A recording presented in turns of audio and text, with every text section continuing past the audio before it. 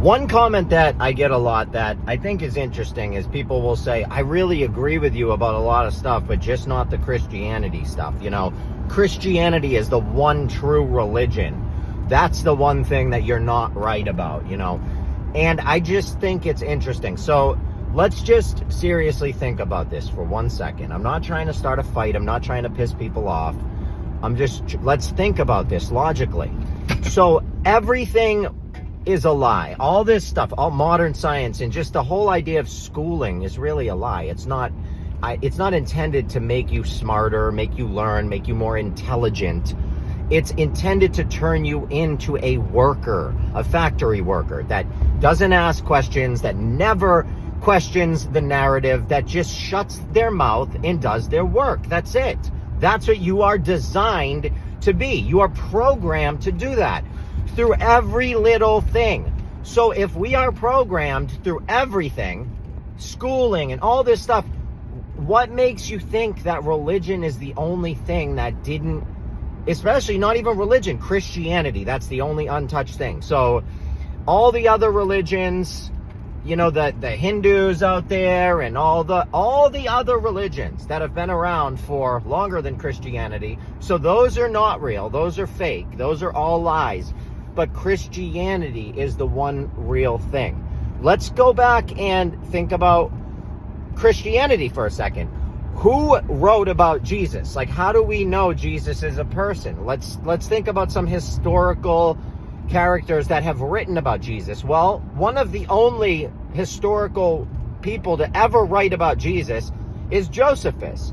Josephus was a historian, you know, a couple thousand years ago, and he was like, I don't know, like a clerk of the court type of thing, and he wrote down all sorts of information about people, anything relevant. If people were doing relevant things and whatever they were up to, he would write it down.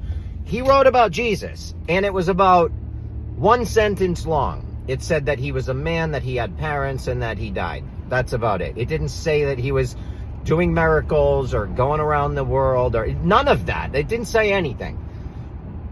There isn't really any proof that this man, Jesus, was born of a virgin, did all this stuff, was murdered on a cross, and then came back from the dead. First of all, let's start to consider the fact that, what is necromancy? Necromancy is really bad. If you practice necromancy, you're going to go to hell, according to the church. Necromancy is bringing people back from the dead. So if we're going to go to hell for bringing people back from the dead and worshiping necromancy, then why are we waiting for a man to come back from the dead? Isn't that not really what we should be doing? Okay, I find it interesting. You know, they talk also about witchcraft and all of this stuff in the Bible. Okay, I'm pretty sure blood sacrifice and drinking blood is pretty demonic, right? That's like something a vampire does. Why are they doing it every Sunday at Mass in the Catholic Church? They're drinking the blood. It's a satanic ritual. You have to understand, Christianity really is paganism, and it's kind of flip-flopped. Everything is flip-flopped. The word pagan goes back to the word villager. That's what it means. It means a villager. Someone that lived in a village, that did their own thing.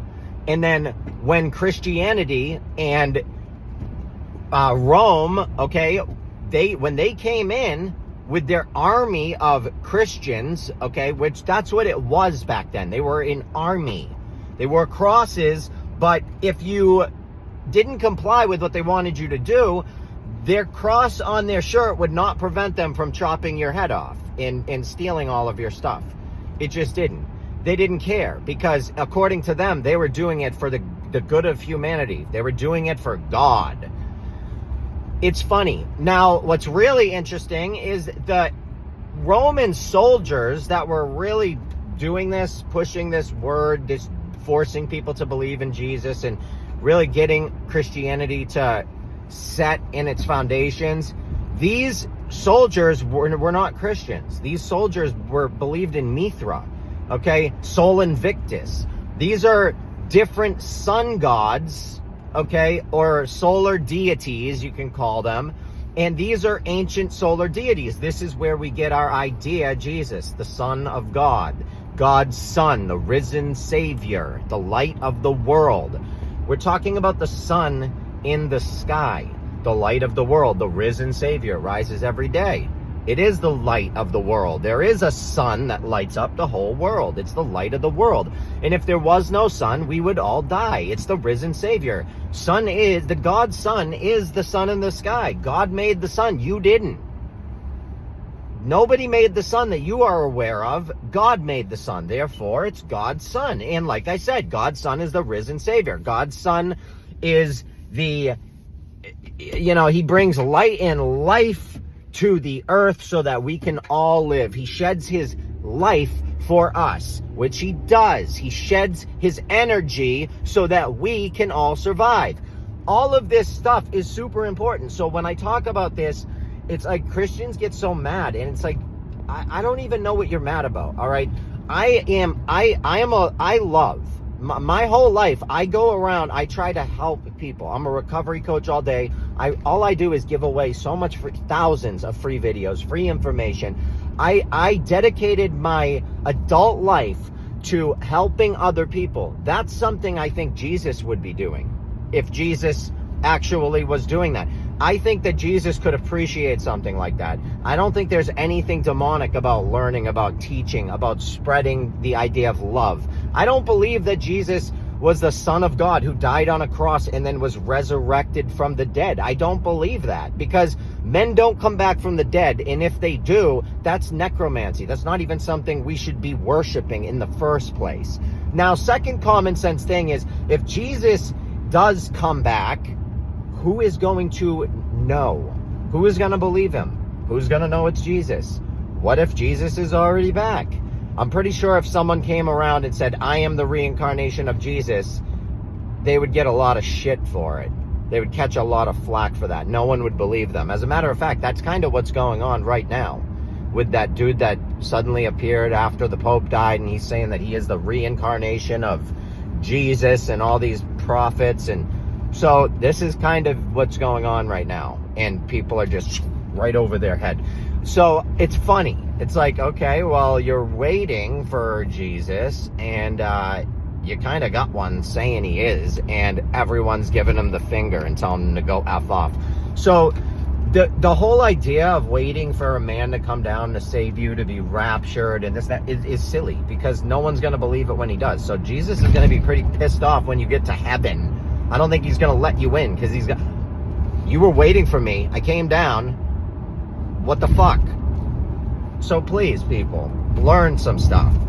Don't just believe in things just to believe them. Understand that a lot of what we learn is fantasy. It's to get you to believe in something that is not real, something that is material, something that has you seeking outside of yourself. Because if you're constantly seeking outside of yourself, you will never be able to fix what's in here. Because the only way to fix what's in here is to work on it from the inside. They have rotted us out.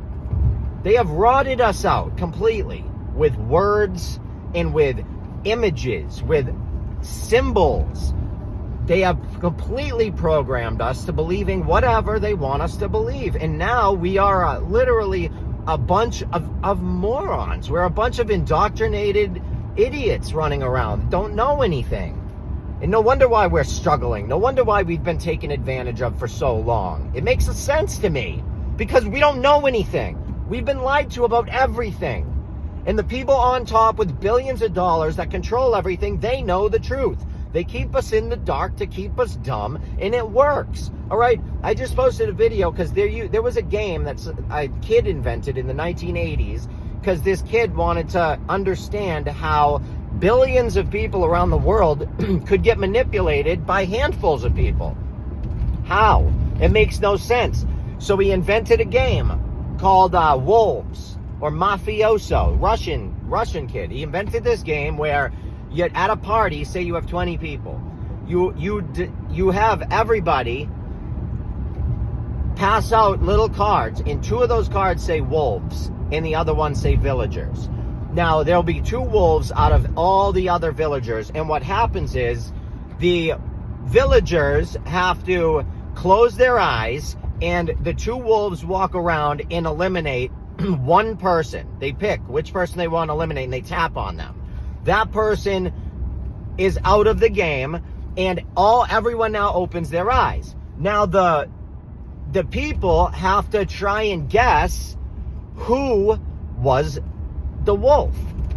And then they get a few minutes, and then they close their eyes, and they got to go again. If you guess wrong, you're out of the game.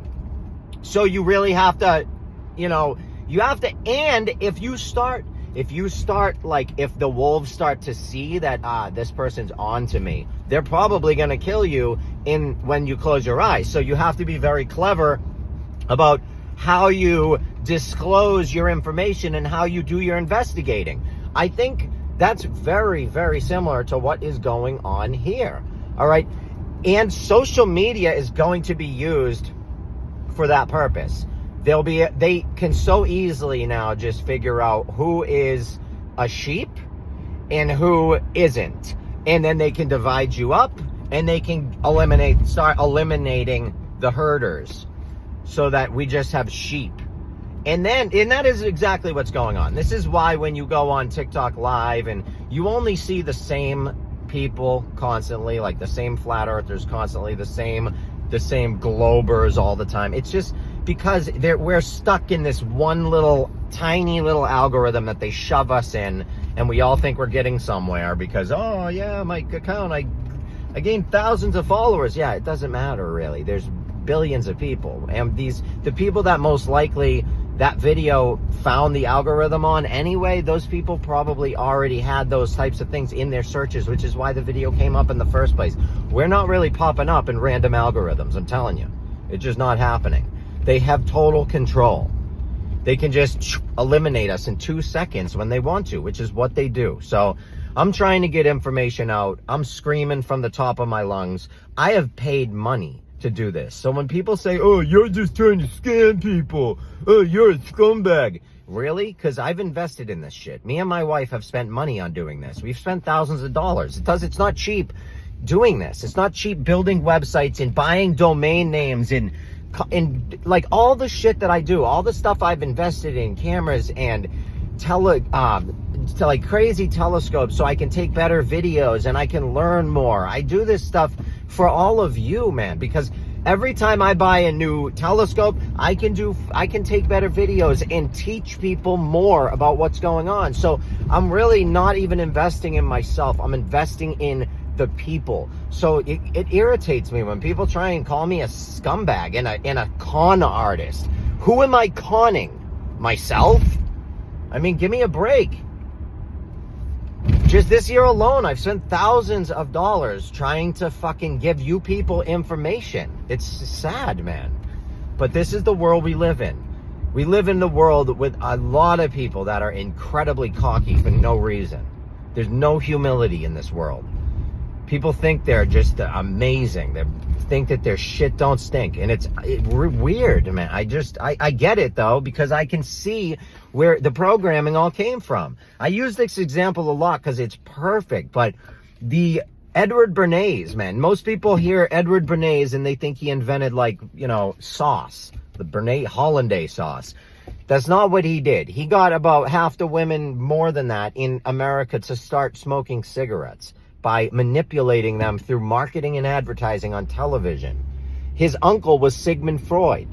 He hypnotized people women especially, into smoking cigarettes. He also hypnotized people into thinking they needed to eat a 2,000 calorie massive breakfast, which is partially why we're all fat now.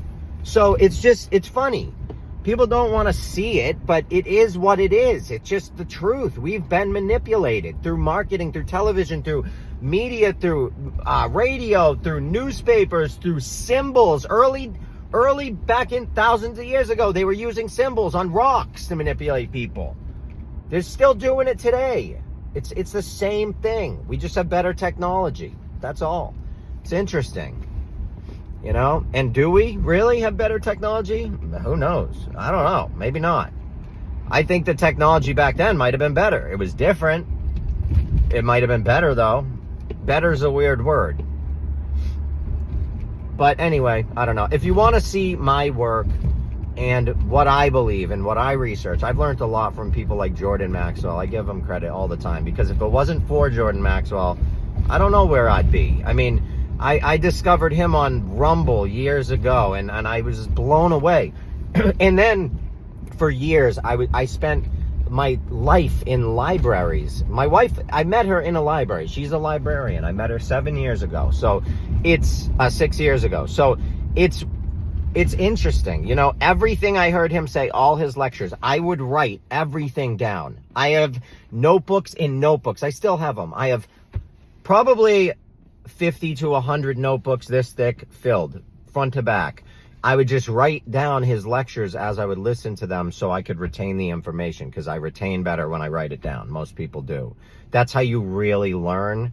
That same way, that's how you manifest, but that's how you learn. You write it down so you can see it and you can start speaking it. And then I went into libraries. I did this for a long time. So like I said, it's how I met my wife. And I looked up everything. And to see, is this guy accurate even, or is he just saying this shit? Because I didn't know. And what I found out blew my mind. Everything he was saying could be checked in dictionaries, in encyclopedias, in reference works, etymology books. It all could be checked. I referenced it all back, and I was blown away. The only thing I don't know if I share as much with him is some of his opinions. But that's okay. Everyone is entitled to an opinion. Like, if you were to ask me right now, what do I think is going on in the world? Like, really? Like, what do I think is going on? Do I think that the world is being controlled by a invisible force? Or is it being controlled by fallen angels or Elohim or whatever you want to call these things? Demons, or I don't care what you call them. Anunnaki, it doesn't matter. Whatever you call them. Is it being controlled by them? They're down here. Or is it like as above, so below? There's just where there's a puppeteer, God, and everything is just divine. Is that what's going on? I don't know. I don't know. I don't know what I believe, because it depends on what I'm reading at that time. I might sway over one side or over to the other. I just don't know. And I think that's a healthy place to be, because if you have too much confidence in one topic or one idea, if that falls through and falls apart, you're going down with it, because that's all you're attached to. So I try not to attach myself to beliefs, because beliefs are silly, man. Ideas are much better than beliefs. Beliefs don't get you killed. I mean, ideas don't get you killed. Sorry, beliefs are dangerous. But, you know, again, I love you all. Please go to my website if you want to learn more.